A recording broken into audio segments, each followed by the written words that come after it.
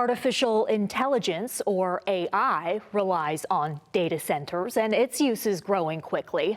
According to a recent report from consulting firm McKinsey & Company, 88% of organizations they surveyed reported using AI in at least one business function. But what about AI's use in gaming? A new report from UNLV's International Gaming Institute looks to track AI's progress in the global gambling industry on an annual basis. We recently spoke with Khosra Ghaharian, editor-in-chief of the inaugural report, which found a disconnect between gaming companies and the entities that regulate them. We did a survey of over 80 gambling companies across the world. We also surveyed over 110 regulators around the world as well, so giving us this kind of dual insights into what's going on with AI in the industry. What we found was that regulators expressed they had very little visibility into how AI is being used amongst their licensees, which actually tracked in the data. So we asked the industry, where is the most significant activity in terms of your AI use? They said things like back of house, like product innovation, technology and security. Customer-facing functions were actually, they were further down the line. Yet when we asked regulators the same question, they thought customer-facing functions was where all the activity was. So a definite disconnect there in terms of where regulators think it's being used and where it's actually being used. How would you describe that? Is that alarming or maybe par for the course given how new AI is? I think the main issue with this is that while regulators express they have little visibility into how it's being used, they have appetite for regulating it. They think that there needs to be gambling-specific AI regulations. A lot of them think that these regulations need to be stricter than or on par with broader AI regulations.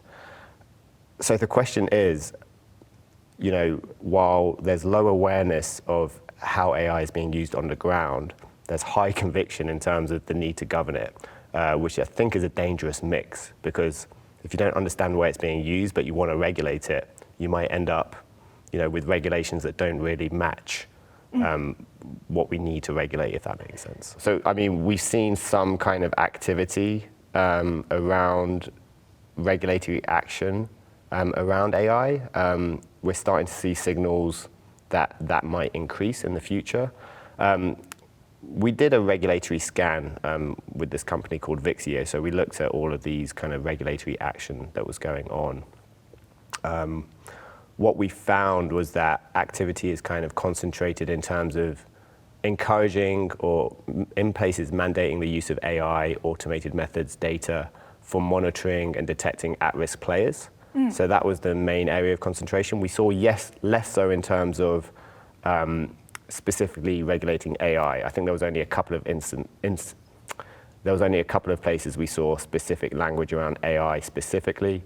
Massachusetts has something like, prohibiting the use of AI to make platforms more addictive.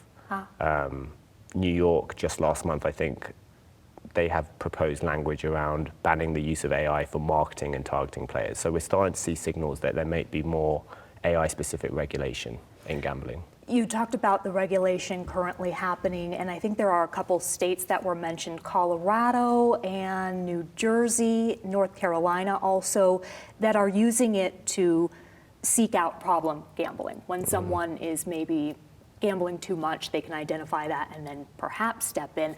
I was surprised not to see Nevada on that list, considering Nevada is looked at as the premier regulator of gaming. Any insight into where Nevada stands in all this? Yeah, I think you're correct. I think, Nevada, the Gaming Control Board, the regulator, they're called upon from jurisdictions around the world because, they're seen as a leader in this area. I wouldn't say the lack of any kind of language or action around AI specifically for responsible gambling purposes is something bad. What I see it as is maybe a philosophy. So I think maybe, there's two schools of thought, right? There's, on the one hand, you could have regulatory action and language specifically calling out the use of AI for responsible gambling. On the other hand, you could take an outcomes-based approach. So with that, I mean, okay, you're concerned about the outcome in terms of player harms. So that's what you regulate. You don't care how your licensees kind of get there to protecting the players, whether it's AI, whether it's some other method. You're concerned with the outcome being met. And I think that's quite a good approach because it's maybe a bit more, it maybe ages better because technology changes a lot. So if you're regulating a specific technology, that technology could change or there could be a new technology that comes around. If you take an outcome-based approach, whatever technology comes around, your outcome-based approach is maybe a bit more adaptable to those changes. What are some of the, you call them AI incidents in the report, that stand out to you when there is harm that comes from the use of AI in gaming? What did you find? Yeah, so we thought it would be nice to track any AI-related incidents. We're doing the report on an annual basis, so we thought, year over year, we might be able to track these incidents, see if there's an increase in incidents, see if there's an increase in any specific types of incidents. So we looked at these publicly available databases. For example, there's one called the AI Incident Database. I think it's ran by a non-profit. But you can look in these databases and you can filter for kind of like gambling-specific ones. So that's what we did. We found like most of the incidents that had been logged on these databases were around deepfakes. So using deepfakes to promote illegal gambling websites in various jurisdictions around the world. So, people creating, your favorite celebrity promoting some gambling website to try and get people to, gamble on them. So that was one of the emerging uses of AI. There was another one out of Reno, though, and that was with facial recognition. Mm-hmm. And I think it misidentified someone and led to an arrest. Yeah, and this I think that incident, computer vision is only just starting to be used, I think. I don't think we're seeing kind of prevalent use of the technology as much as it could be.